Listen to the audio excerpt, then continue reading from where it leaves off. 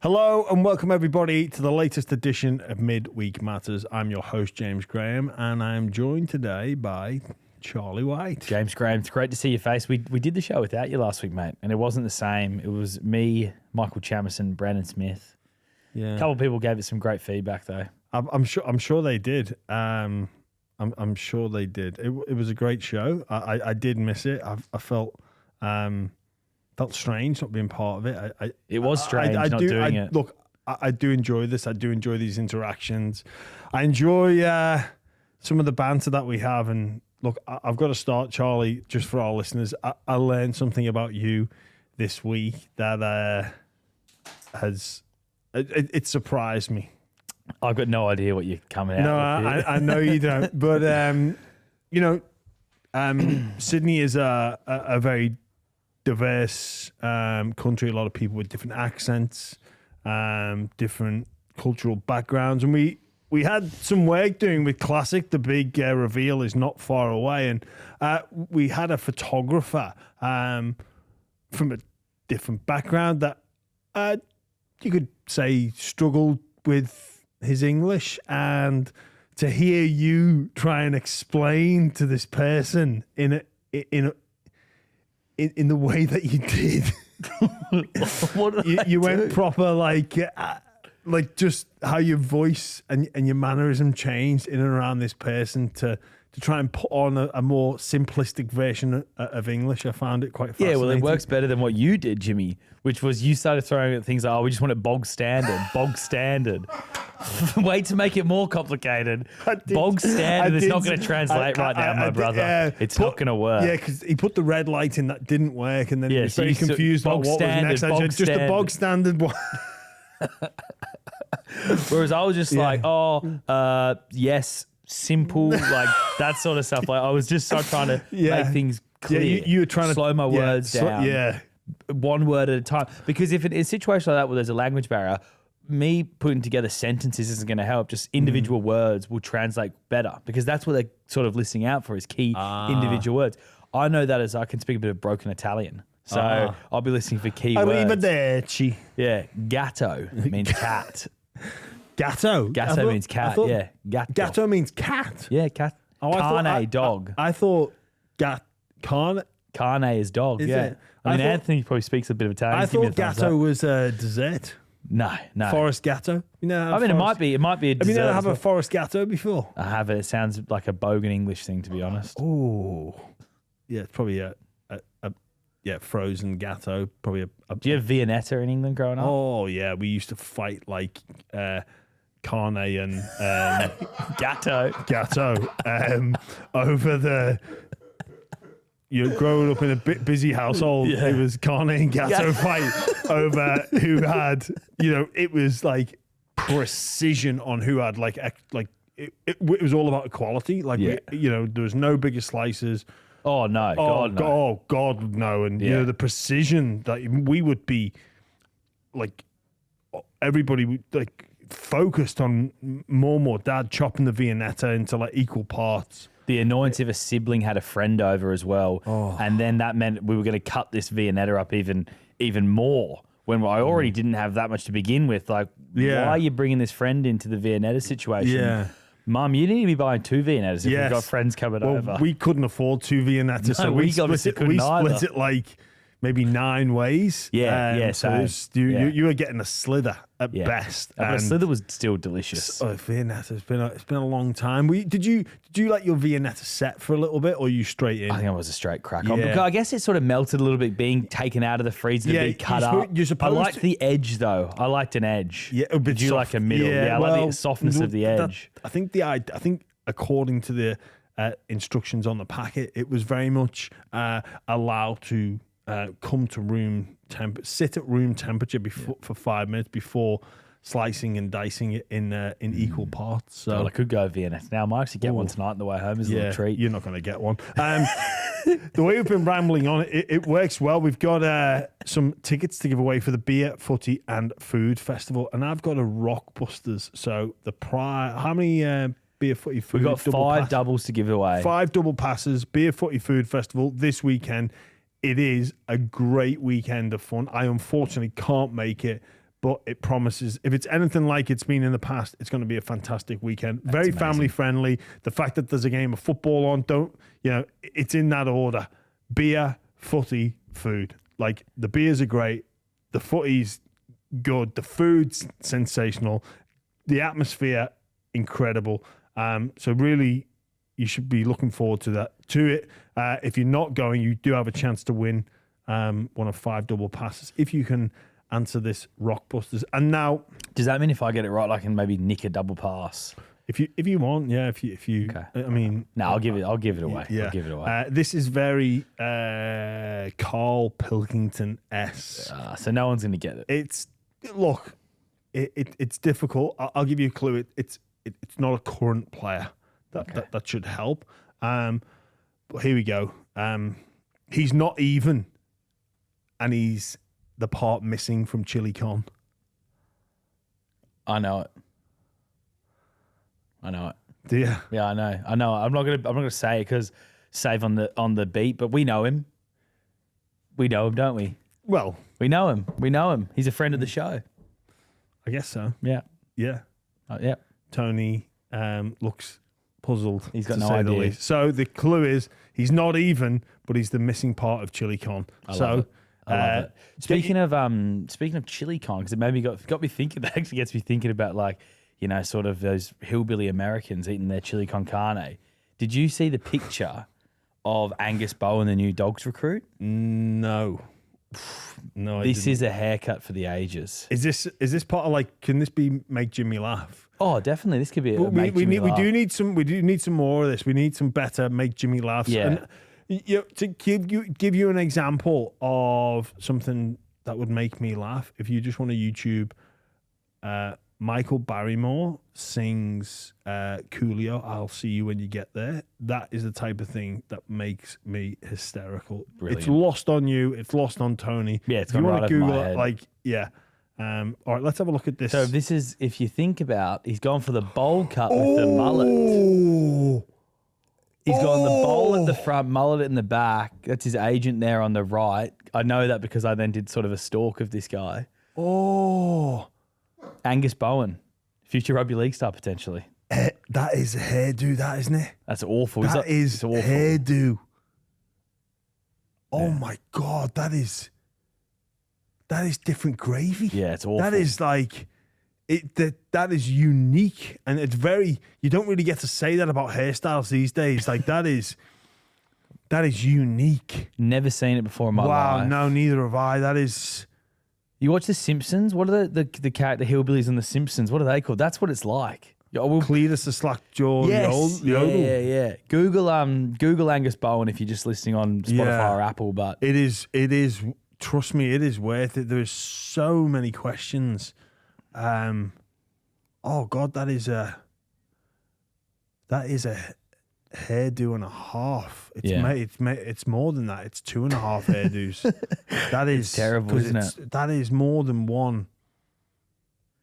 tell you what, though, if you want to make a name for yourself, if you're signing for a footy club, you're like, hey, I'm going to do my announcement for signing a club in the next, say, 12 months. Why don't I grow a wacky hairdo and get some attention? Well, it gets you standing out in trials. I mean, some people used to wear tape on their boots or different coloured boots. Me being ginger, I stood out. The ginger haired lad, he goes all right. Yeah. Some people need a way to stand out. Yeah, But that Angus is, Bowen's found his way. Angus Bowen Jimmy, we is- do have a good message of the week for you. Okay. This is from Dylan Tite on Instagram. He said, with the amount of controversial calls coming from forward passes and the potential outcome of games being determined by these calls, does the rule need to change so that regardless of a player's momentum and the way their hands are pointed, a ball that travels beyond where it is thrown is deemed a forward pass? Or does the NRL need to look at technologies such as the line of scrimmage visual using the NFL and give the power of calling on these to the bunker using the mentioned technologies? Well, you certainly would make it easier to adjudicate on a forward pass if you disregarded the momentum rule, so the ball couldn't travel forward. We've been over this around. If you throw something out of a vehicle or a train where it lands, like, the ball can be passed backwards but go forwards in relation to the field. So if you remove that rule, you could certainly make things easier. I understand the difficulties in the past around adjudicating from the bunker on forward passes, but I think, it's something that the game could look at and wipe out the clangers and just say, look, the referee, the touch judges need a clarification. And I reckon most coaches, players, fans, administrators would be open to it. It's just it gives more scope for things to go wrong, and in an area that is supposed to be perfection and get things 100% right. Like that's what we expect of the bunker, but it wouldn't be able to do that. I mean, if you just you ruled a lot of it would come back inconclusive, so we'll stick with the on-field call. I feel, but then maybe a good way to eradicate the clanger. Also, I think it would be easier to implement technology if that rule was taken away, because you could have in terms of the sensors needed and the algorithm to figure out whether or not the ball has moved forward would be easier to detect if that rule wasn't in play. I think that affects the technological ability to call on forward passes because of that momentum rule. In fact, it almost makes it impossible. If this was brought in, I'd love it for it only to be used in try-scoring situations, though. Wouldn't like something like, oh yeah, there's a chip in the ball and every forward pass is getting called back. Well, but why? If a forward pass from dummy half is a forward pass, then I just think we might get too stop-starty and But the thing is, though, if it depends on not just the accuracy, but more the speed of the technology. So if there's a chip in the ball, so now with goal line technology in, say, soccer or Hawkeye, which has its problems, that has been well documented. But if it's instantaneously, if it's read in a fraction of a second that ball was forward and the referee gets an alert in his ear and we don't have to go back plays, then fair enough. So if a dummy half, but what if it's like the offside in VAR and they have to go to the then you don't TV and look. I just can't have any more. We can't have any more additions to NRL stopping the game. We want the game to flow. We saw for those that watched the Wallabies v the Lions and some of their match review. Sorry, the TMS, I think it's called in rugby, and it took for like the Sualihi no try.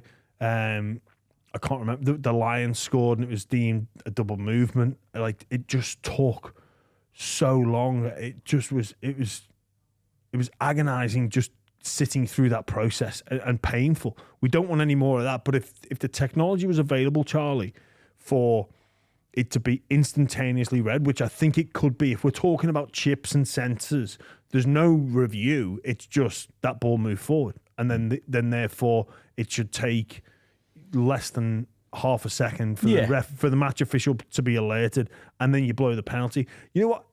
It's got me thinking though, and I've thought about this for a while. Why do people throw forward passes? It's a mistake, I guess. We're all capable of mistakes, aren't we, Jimmy? But why would you know you're not allowed to do them? Yeah, but it's not intentional, I'm sure. Well, I know it's not, but they still. But why?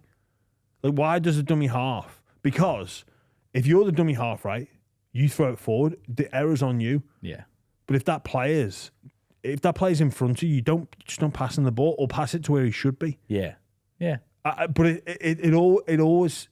Well, sorry, in recent weeks, it's fascinated me about what, especially dummy halves, when they just one off the ruck, why they pass it forward. Well, I think I don't know why they would one off the ruck. I think you're right about that, but it's a mistake. It's a mistake. It's on the ball carrier being in front. But why would you just hold or pass it behind him? Pass it behind him. If you're off the deck, just pass it behind him, and then he looks like the Muppet, not you. Yeah, that's true. That's true. But one like Reece Walsh, for example, a couple of weeks ago against the Titans, where he's sprinting across the field and he throwed it. That was clearly forward. I think someone's called the corner. Can't remember who.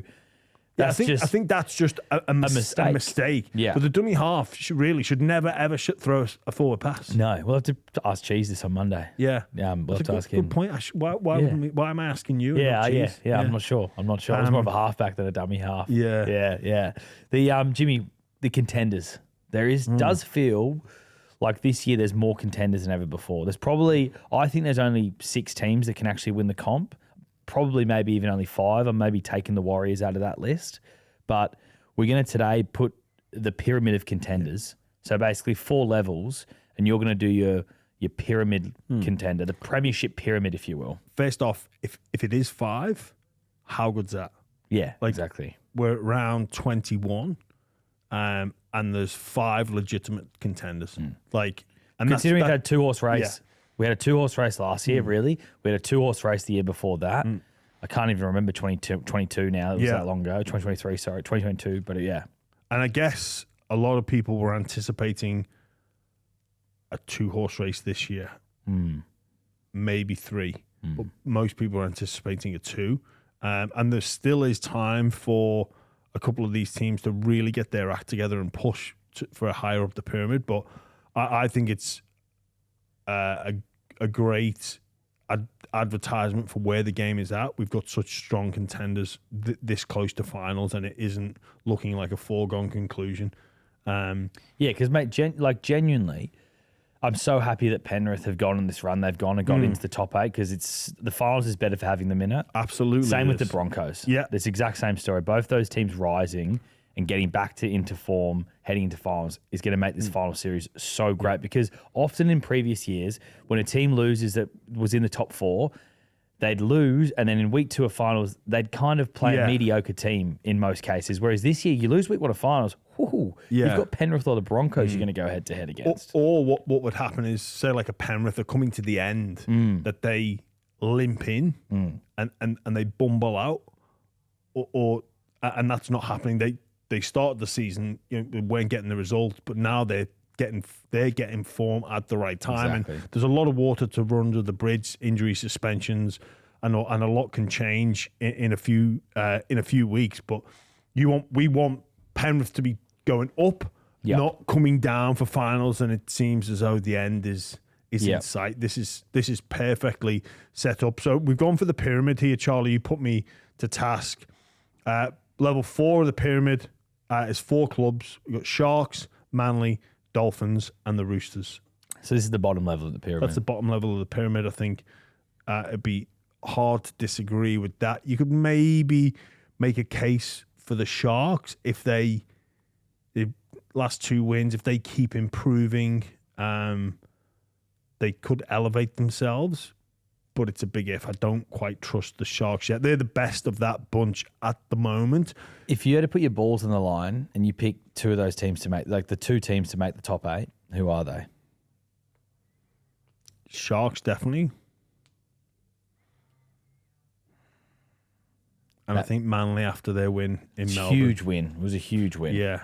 Huge confidence boosting win. That could be. I think that's one of those they'll look back at. And the Dolphins have got some difficult games coming up. And I think I'd prefer the Dolphins in finals over Manly because of what they've brought to the competition this year and their ability to blow teams away, and the fact that they've beaten the Storm and the Dogs, who were up near the top. They should have beat the Raiders in Canberra, but they just had a second half collapse. And I know, the Raiders should have beat the Dogs. They had a second half collapse, but there's things that the Dolphins could draw on. But I just think that win from Manly will be enough. However, if it comes down to 12 wins, 12 losses for both of those teams, the advantage the Dolphins have is they're for and against. The third level then? Third level is Broncos, Penrith, and the Warriors. Wow, so you got the Broncos and Penrith on the same level as the Warriors. Yes, and it's just because the Warriors have that top 4 spot. Okay. Wow. What were you? I almost put a line through the Warriors. Yeah, and I wouldn't have. Obviously, it's injuries for Barnett and Luke Metcalf. Those ACL injuries. But this is the third level. So a pyramid, the way my pyramid works, Charlie, is it's 4 on the base layer, 3, 2, 1. Yeah, but I think Penrith can win the comp. Yeah, but the reason, and so do I. But you can only have 1 team at the top of the pyramid, 2 on the next level, and then 3. as it stands, I think that's where it's at. Okay. There's still time for this to change, but as it currently stands, yeah. And the Warriors are there because on the same level, well, one, because only 3 teams can be above them. There's got to be one in there, but also the fact that they're in the top 4. And history has shown us the advantage that those teams have. Yeah, all right. Maybe we revisit this in a couple. Maybe every couple of weeks we should revisit this. Coming, I like it, Charlie. Yeah, I've got Dogs and Raiders next, and maybe I'm being slightly favourable for the Dogs because they are in that top 4. You are being favourable. Yeah, they're in the top 4, and I guess if they come up against a Broncos or a Penrith, like they're going to be big games. They've lost twice to the Broncos now. They had a war against the Panthers. They've got them again. And maybe that finals experience I guess we'll see. But you can't ignore the Dogs' position on the ladder. And as well, the fact it's top 4 plus best defense. Yeah. Like, you can't ignore that. How important is it for them to cling on to second spot? I think if they can hang on to second spot, that's huge. Week 1 at home at a core stadium with 60,000 Dogs fans, that's going to be massive. Yeah. A core v Melbourne versus Amy Park at Melbourne. Yeah, because I know the degree of difficulty versus. Yeah, and I know which way you want to go. Yeah. Yeah. They can leave, they can stay in Sydney for the whole of finals. If they can finish in the top 2, it'll be a core stadium week 1, a core stadium week 3, and then if they get there, a core stadium again. That's the path. And whatever will be. But definitely makes it more advantageous.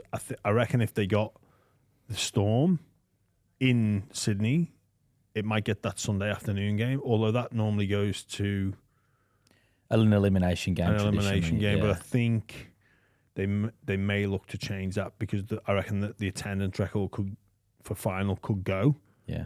But if it's down in Melbourne, it's definitely going to be like Friday or Saturday. That's not going. They wouldn't put that at the Sunday afternoon. I reckon Melbourne. I reckon that'd be the Friday night game. Just looking ahead, like if Bulldogs Melbourne, I reckon that's a Friday. That feels like a Friday night game. Yeah. Because then you'd have Canberra Warriors potentially is the other big game, which would be a Saturday game. Yeah, and then the two. Who knows what the bottom 4 will be? But okay, well, the Dogs and Raiders are on level 2. Raiders absolutely phenomenal, but it's the big game experience, and obviously I've gone a little bit on current form, but more on for Storm are still the top. They haven't hit their straps yet, and they're still third. They're not playing anywhere near their potential. Yeah, but are you worried that they aren't doing that? And this is the same story as last year, where they would have bad performances in them and let teams into game. It's like they're not learning that lesson. Yeah, maybe, but I'm worried about the Storm. If I was a Storm fan, I think Canberra are going to win the comp. I understand how you've come to that conclusion. I do.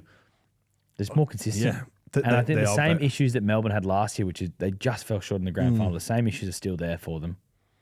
Yeah. I guess the big worry for Dogs and Raiders is a lot of this group for both teams haven't been there before, and it is different. It is massively different. I heard Cam Sorrello talk about a new competition now after Origin. Well, it's a new comp coming up. Yeah. Mate, I've enjoyed that. I reckon we do that every couple of weeks. We check your premiership health rating every week. Speaking of the Raiders, looks like Josh Papali'i might go another year in the NRL. He obviously had the options to go in England, but it looks like he might stay. And I'm pretty devoted, actually. Yeah, he's not going to go to England? Well, he was going to go to Saints. Yeah. Well, that's where they were thinking he'd go. I would have loved him there. Oh, perfect signing for them. And I think he's on record, or Ricky Stewart said that he wouldn't play for another club. Yeah, he wouldn't play for another club. It's retirement or going to England, or the Raiders give him another year. Surely the Raiders give him another year the way he's playing. Well, you'd be silly not to. And you could manage his minutes as well. Like he wouldn't have to come off the bench or start. Just I imagine they've got a bit of room to keep him. And there is that long-serving player allowance as well. So He's probably not thinking he's not expecting $800,000 a year either. He's probably thinking he's going to get $300,000 a year, something like that, 250 maybe even. Yeah, and it probably, I reckon with the age, the position, it's probably just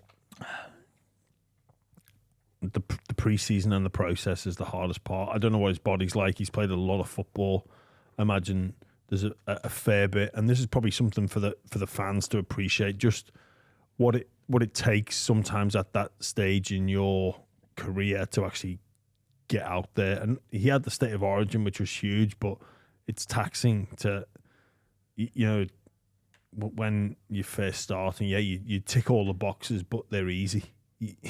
But when you get to this stage in the middle, it's hard to not get motivated.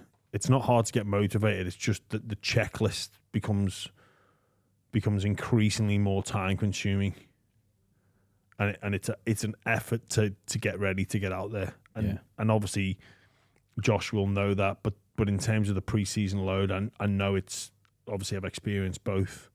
I know it's a lot lighter in the UK, and it may be in terms of a new challenge for Josh, but then he's probably looking around and going, we're in a window here, and if we might learn some lessons and then we'll give it a red hot crack. Yeah. If we don't win it this year, we'll be in prime position for next year. He's probably looking. I reckon that's probably changed it. Because when that motivation is huge. When you left Dragons, it was like Dragons were kind of going in a rebuild, weren't they? So it's not like the same situation for you. It just wasn't worth it. Yeah. It just was not worth the risk. Yeah. I hope he stays. I really hope he does. I hope he goes to Saints. You hope he goes to Saints? Yeah, of course I do. I'm a Saints fan. All right. Well, Jimmy, on the opposite end of the ladder, a team that's really struggling, which I thought you and Cheese did an incredible show on Monday, by the way. The two of you are just getting better and better every week. Sound fantastic. Charlie. The Todd Payten, though, you spent a bit of time on him, but not a heap of time on him. The fact this whole week hasn't all been about him and his future, I find crazy. Like, with how bad they're going and the performance they showed against the Dolphins, they had a good 15-minute period where they scored a few tries. But there are some serious issues at the Cowboys. That defense is, I know we're on the recency bias. I appreciate that, but that was some of the worst I've seen. It was just the fact that they'd make a break on their left edge and Dolphins players were literally queuing up and to their demise when the hammer dropped that ball. It was just, they had no idea. And they didn't have an idea. Anybody watching it didn't have an idea. It's like they had no system. At least sometimes when a team has a defensive system, you can analyze, you can break down, you can go, okay, well this person needs to do this. But half of them were check and release, non-committal. Half of them were jamming in. Nobody was stopping an opposition player in terms of making life difficult for support. So you've got to know when you come up against the Dolphins, they're going to hammer that edge. They're going to go to Farnworth, right? But the talk in the week would have been around, okay, we're not going to be perfect. They're likely going to get line breaks. We can if we're sat there in the Cowboys dressing room, right? Me and you, Charlie, right? The Cowboys are going to make some line breaks here. Yeah, we know they've got strike. We're naive. We're going to try and stop them, but they will come. What are we going to do next? Like, you'd be naive to not plan for what's next after a Dolphins line break. And they didn't. They looked like, oh, okay, the line breaks happened, and we're just going to stop. Yeah. It looked like their plan was to stop because there was at one stage 4 or 5 players just literally jogging next to Herbie or the hammer, just going, "Can I have a turn?" Yeah.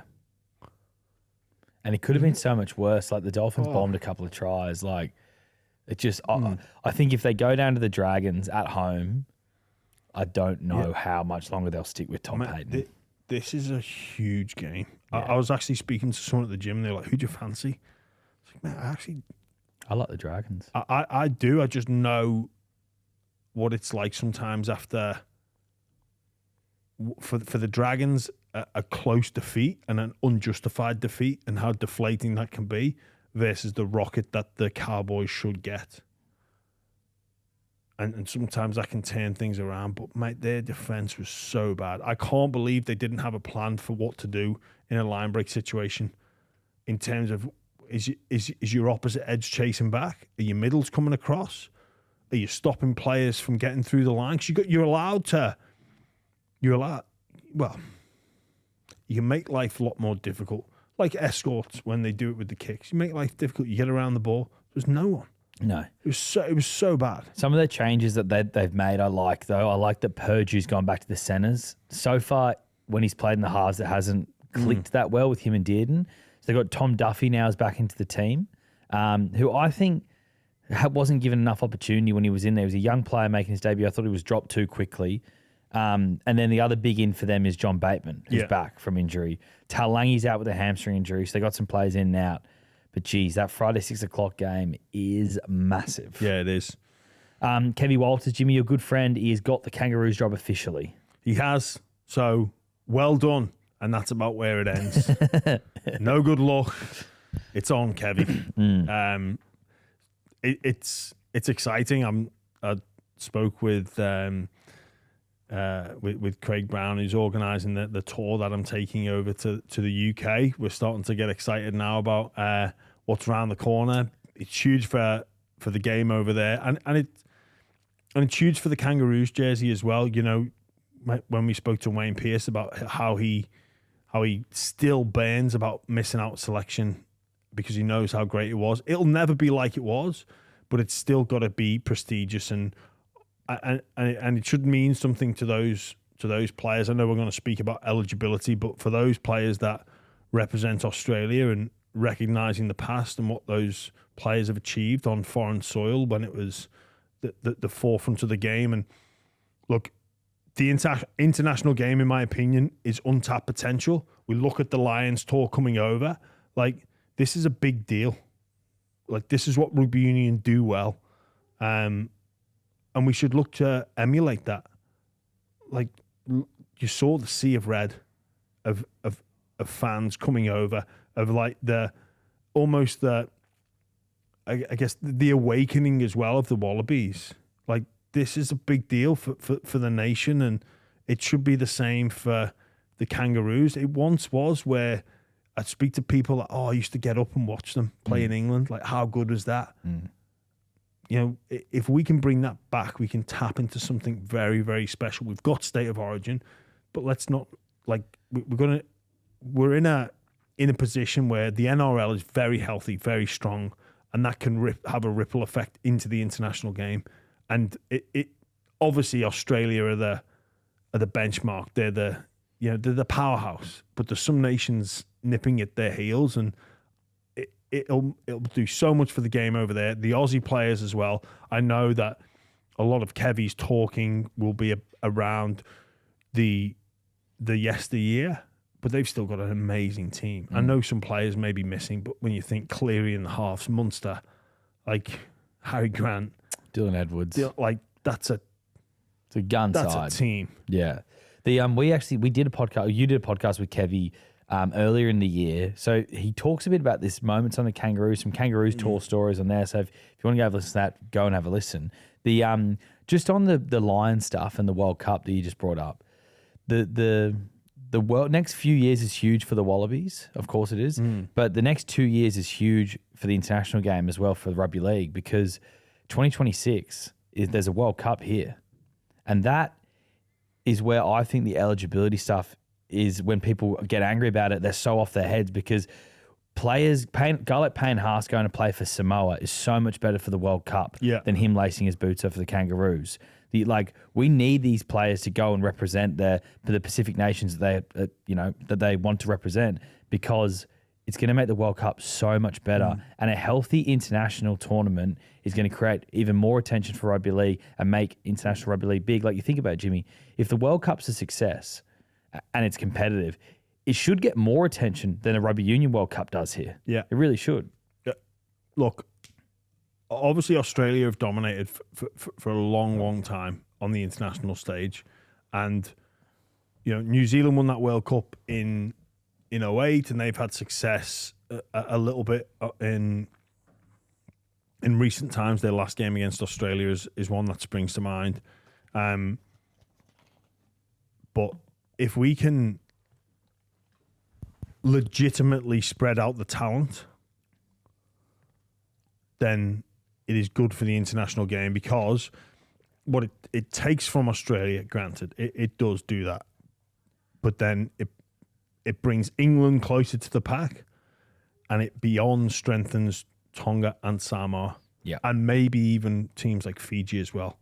New Zealand, they're probably affected as well a little bit, but it makes it, again, we speak about a 5 or 6 team Premiership race. It makes the World Cup genuinely interesting. We're not just turning up to clap Australia. Yeah, wait for the Australia-New Zealand grand final where it'll get entertaining. Yeah, where this makes it really interesting, and I think, the demographics of Australia are certainly changing.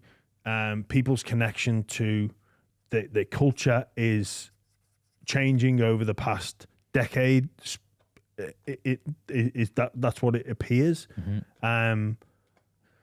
So I guess the argument is you shouldn't be able to play Origin and then play for another country. It's got to be Australia first. I think that attitude, unfortunately, is dating. It's old school. It's too old school now. And now I don't think there should be a problem with a player being connected and wanting to play and as passionate about playing for the state of New South Wales or the state of Queensland, and being as passionate about playing for Samoa, Tonga, Fiji. Yeah, I think that is an acceptable position to hold. That it shouldn't be, oh no, you have to play for Australia as well. And players have done it in the past, maybe due to the fact that they weren't picked for Australia.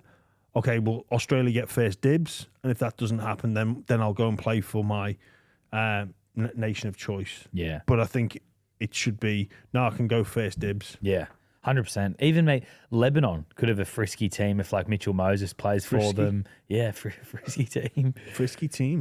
The only thing with eligibility I think does need to be changed is someone like Victor Radley should be able to play for New South Wales and England then as well.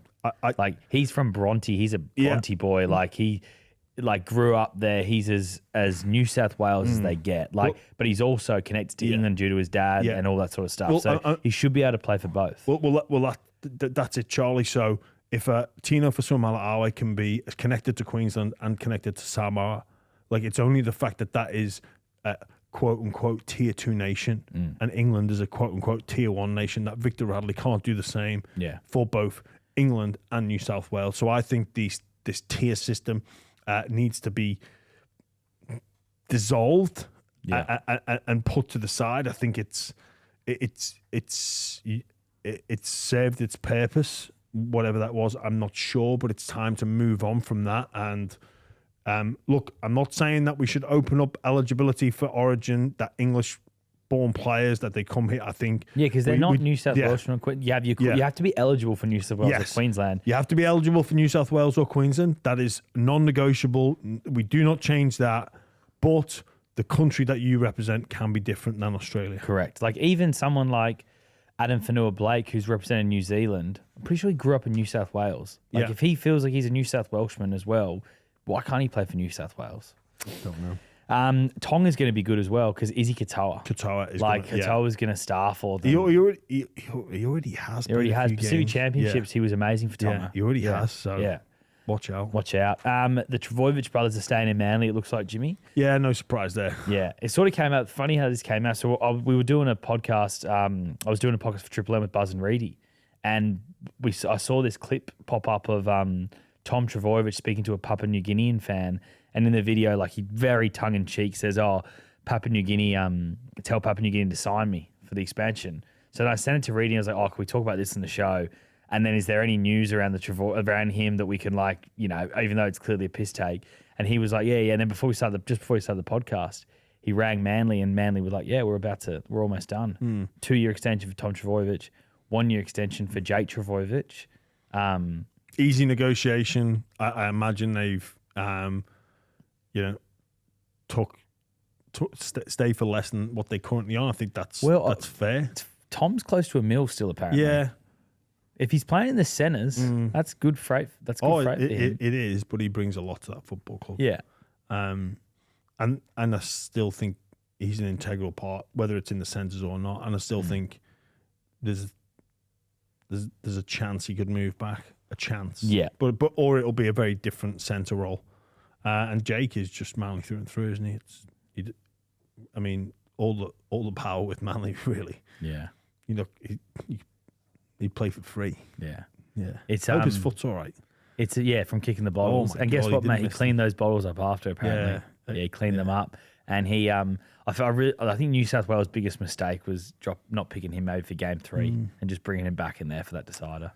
You could be onto something. Charlie is one of those people that would have appreciated being there, that battle-hardened, that battler, that gritty style of player. Could have made a difference, but we'll never know. Shall we preview the round, Jimmy? Let's do it, Charlie. Because it is a big round. Just before we do that, I do want to give a shout out to something Greg Inglis is doing. The Stick With It initiative. It's all going to be focused around round 22, so not this round, but the round after, but they're starting to build some hype for it.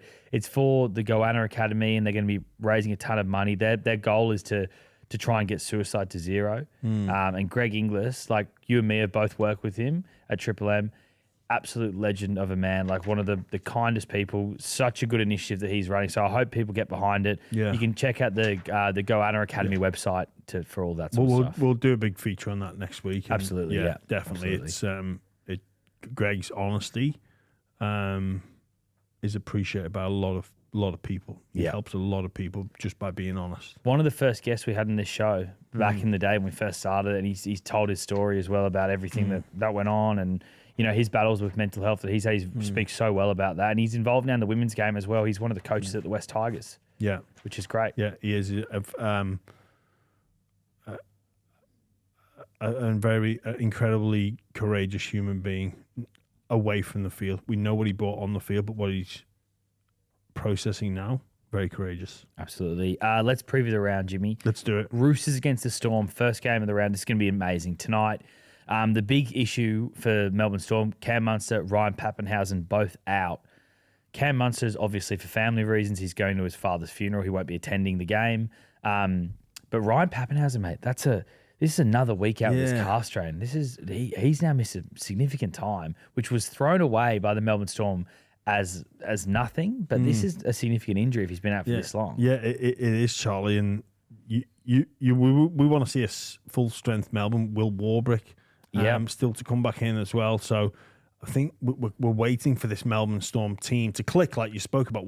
You're a bit nervous about them. You're not sure on them, and they're likely going to need live reps. They always get affected by Origin. Obviously, the tragic passing of Cameron Munster's father is fully full support of the club and everybody in the game. But every fan of that club as well. Absolutely. We that is just a no-brainer. Like he goes and he's with his family where he's absolutely needed. But one of the things with the Roosters, that their record against the likes of the Storm and the Panthers, the two big dogs in recent years, is still shocking. The Storm have just got a mental edge. I don't know if it's the Roosters' face.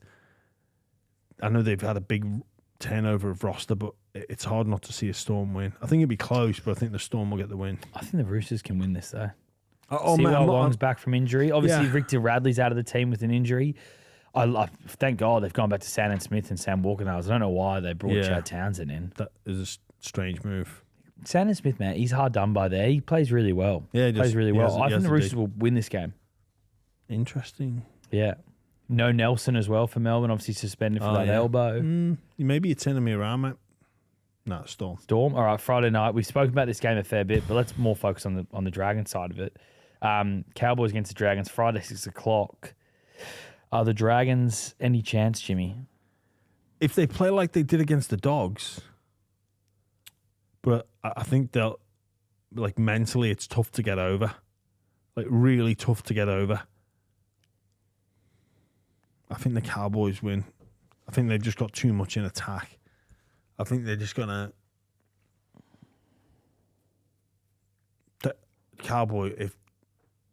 And I think they've got more to lose. Yeah. Yeah. Cowboys. The late game on Friday, Broncos Eels.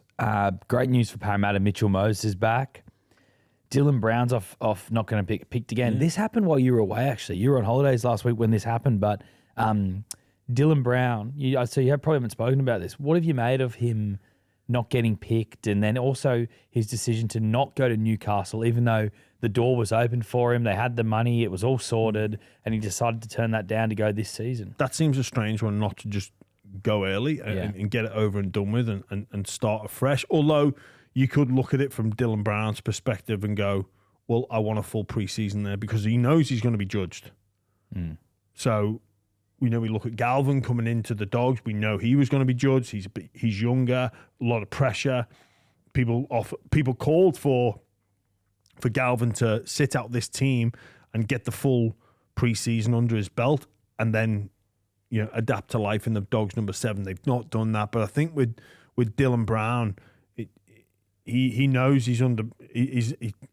I don't know. There was talk of a family situation, but and you. I think his girlfriend didn't want to move. Basically, I can't comment because it's not fair on innuendo and rumor. But there's a family situation. But you're going to move to Newcastle in 4 or 5 months anyway. So I don't see if that is the case. I don't see why you don't just go and do it now. Like, do you reckon if you're a $1.3 million man, if you just sign a 10-year, $13 million deal, and you're worried about what you just spoke about, that's probably not a good sign. No, it's not. It isn't. But maybe that was going through his head. I respect Parramatta's position and Jason Ryall's position. You've got, I think he's gone with Hawkins this time, though, hasn't he? Hawkins, yeah, but that's because Iongi's out with a broken hand, so Joash Papali'i is in at fullback. Right. I respect that position from Parramatta. I said it from in whatever when Dylan Brown moved in March that this could happen, and it is happening. That they've just gone, look, our top eight hopes now appear over. We're going to put development into Joash Papali'i. It's actually just Papali'i. Sorry, Papali'i. Yeah, Joash Papali'i. Because there's no, the stakes aren't as high. He can get NRL live practice without it being as consequential as it would be at the beginning of next season. So he's going to iron out some of those mistakes, get a real familiarity with what NRL is like, the build up to a game. This is all new to him, the feeling of the game, the way other players and oppositions play. He's going to learn so much, and he's going to be better for next year when they're going to start the season with high expectations. At the moment, expectations are low. And I think there's a safety net there, even with we're okay with where we finish this year, even if it's bottom. We don't want or aspire to do that, but we think we can get some wins. But the consequence of our errors and our mistakes are minimal, and we're okay with that. They look like they're formulating a better plan there at Parramatta, and I like the move. As harsh as that is on Dylan Brown, I like the move. Yeah, I love it. But Dylan Brown was told this would happen as well, and he chose to stay. So he just has to cop it. The Saturday 3:00 game, Jimmy. Sorry, it's the Broncos winning that one. Broncos win that one. By how many? Yeah, they should win quite comfortably. Yeah, they should win comfortably. Warriors Titans. Charles Nickel-Klokstad, big in for the Warriors. He returns. David Fifita out with an injury again. He's re-aggravated that ankle injury. I almost don't believe that story. Like, given the spray and how little he's being used, I just don't believe it, in all honesty. I think that there's another reason there. I think he might have not wanted to play, or they've just decided to drop him or something along those lines. It's Des Hasler's 500th game, Jimmy. Wow. Is there any stories you haven't told of Des that you could maybe fill us in for? Or even just talk about the man? I mean, you love him. You played with him for so long. 500 games as an NRL coach. Incredible. Yeah, he was incredible. I owe a lot for my professional and personal development due to Des. He took me to my footballing extremes. He showed me a new way to view the game, to see the game. He was an incredibly intense character. He didn't know how to dial it down, maybe to his detriment at times. He was super intense. he's one of those people as well that you get, you meet very physical people in life, like that don't know they're being physical. I do. Yeah, and they get like very close and like they get you in like hugs and they touch you all the time. He was one of those people. I don't think he knew he was doing it. He'd be like, yeah. And he was very like aggressive with it sometimes. He'd be like, geez. And he just, always greet you with a wrestle. With a bit of contact and a bit of wrestle. But because he did that with Tino told that story, I think, where his first meeting with Des Hasler wrestled him. Yeah. I know a lot of people laugh, but I go, oh, yeah, I get that. Yeah. Oh, look, this, we're going to squeeze. Like, he'd have some, like, very intense, like, we do, like, there'd be a group of 15, 16 players, and you pair up and you do some wrestling and you start in positions. So maybe I'd start on my back, player starts on top, and the idea is the player on top's got to keep the player down, and the player on the floor has to get to get out, basically. And he'd just be in the faces going, squeeze, squeeze, come on, squeeze. And like for young lads, it was like so intimidating. He'd be like right in their face going red, like squeeze. And then I remember once, there's a couple of stories I'll tell about Des, but one, he was talking about Will Hopewarte and when he was there, and he goes like he didn't wrestle enough, and he's like, Will, I've wrestled your father. It's in your DNA. Doing that, and we were all just like pissing off. Could you laugh in moments like that, or was that, or would he lose his mind? It was one of those. Yeah, because he was being super serious, but and just. You know when you're in those situations and you have to just go and look down because you know that, like where I used to sit, I was maybe like the third or fourth row, and Josh Reynolds I was on the left hand side. He was a row in front on the right hand side, so he had a great ability to like turn, and he'd see me. Where, you know, if you're on the same row, you can't be like looking back and forth, but it was great. And I just have to just go like, oh God, if I get eyes here, I'm done. Like I am done. A few, like, he, you know, like the spray that he gave the Titans boys, he hated people walking. He hated it. Like it was his pet hate. Like he did not enjoy the end of a conditioning drill and players walking to water. He would blow a gasket. And I get why he did, and it stayed with me. Like it's a trait that I took everywhere I went after that. England camp Dragons, it'd be like, we jog to water, we keep going. Another good one is I think it was 2015. I had a couple of injuries. I was just not in a good headspace as you do. And we had these two lads who were basically like work experience in the gym. It must have been like the board members like doing someone a favor, you know, or just help them out there into sports science. And they were two pretty decent lads actually, to be fair.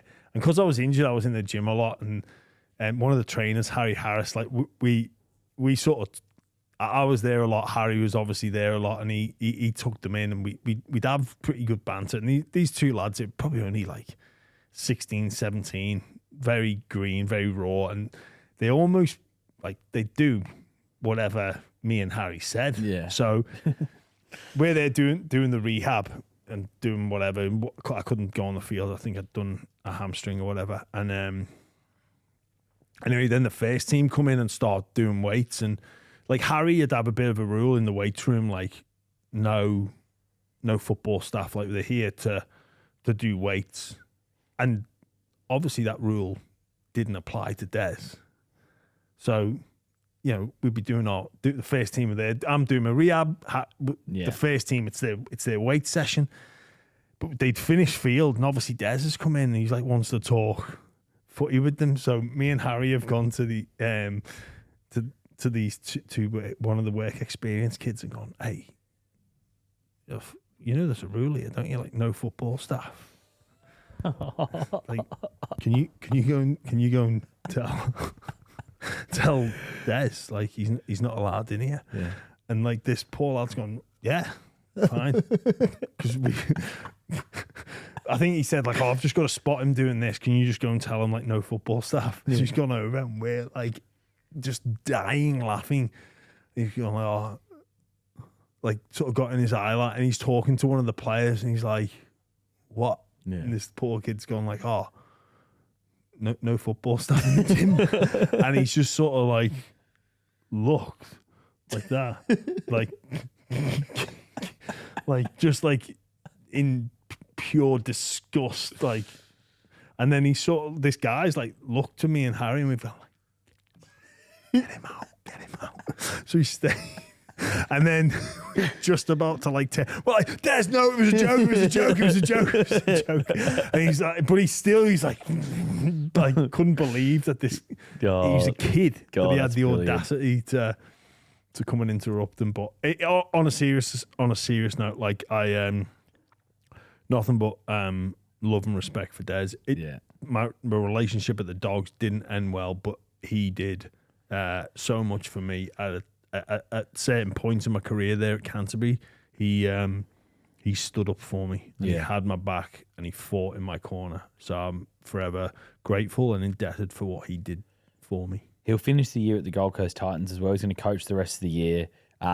He won't coach beyond this season though at the Gold Coast Titans. That is confirmed. He's not going to. Oh, is that confirmed? Well, by journalists, not by the club. Yeah. But it looks. But they're hoping to go out in an amicable way as well, with no, with no legal battle. Not that he'd have anything because he's got that clause in his contract anyway. They missed the top 8.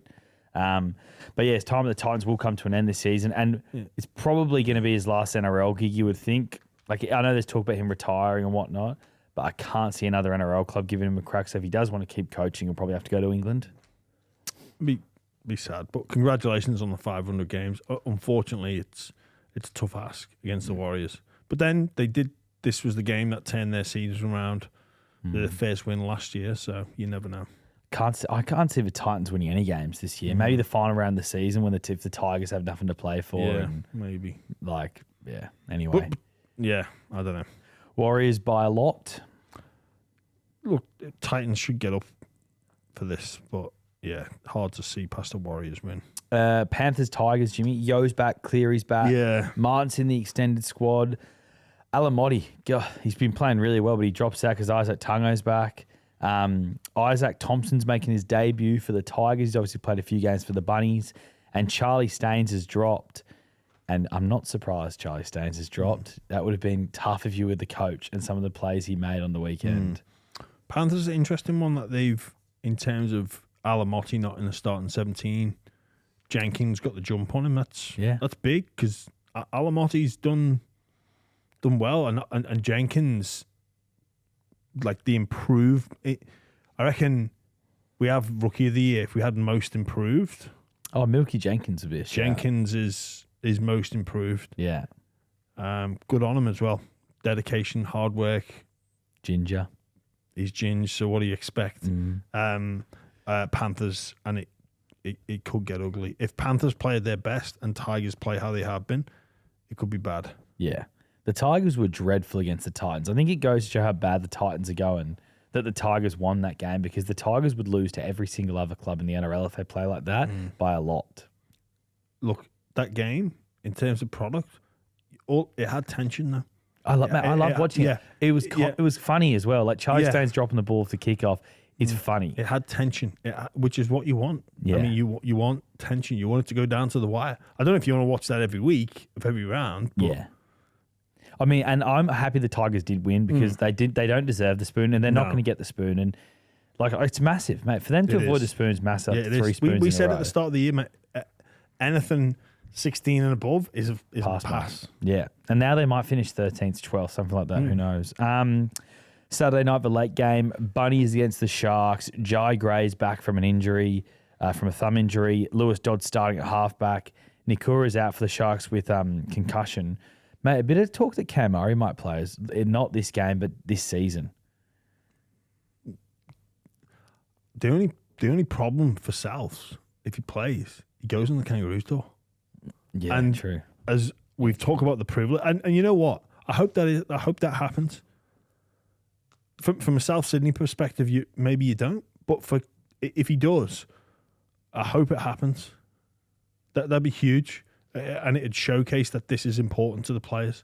Yeah, definitely. Yeah, definitely. Good. I'm excited to see Lewis Dodd and how he goes in the number 7 jersey. It's been a long time coming. These are the ones for Sharks that you just hate. You